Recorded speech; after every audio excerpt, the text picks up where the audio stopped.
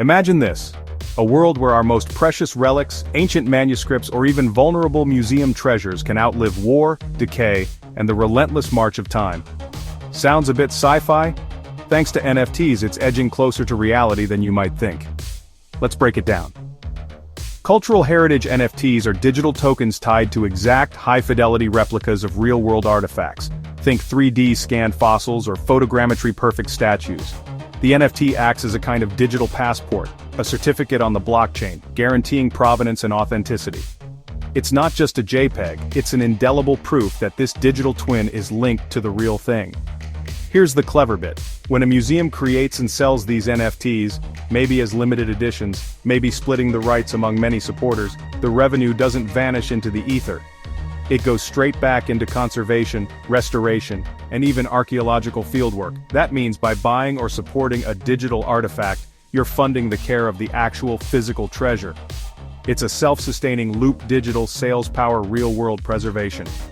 And this honestly is revolutionary for access. No longer do you need to travel to the Vatican or a remote archaeological site. With a digital wallet, anyone, anywhere can view, study, and even interact with museum-level artifacts. Take the Vatican Library's latest initiative. They're handing out soul-bound NFTs, some for donations, some even for social media support, granting access to digitized manuscripts that in real life are far too delicate to handle. The result? Global, democratic access to pieces of human history. But here's where things get thorny. Critics are deeply uneasy about the idea of turning cultural heritage into digital assets. For some, the risk is that we lose context. Artifacts become just another form of speculation, their story and meaning eroded as they're traded online. Who owns these digital copies? Who decides how they're used? Is this preservation, or a new kind of gatekeeping?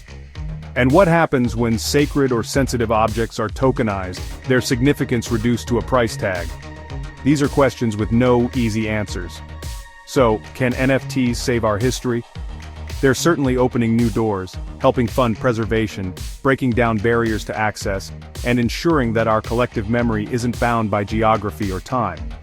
But they also force us to grapple with what it really means to own a piece of the past, and whether digital stewardship can be as meaningful as the real thing. In the end, NFTs might just help us protect treasures for future generations. But as we rush forward, we need to ask, whose history are we preserving, and who gets to decide? Join us and reach your next crypto level.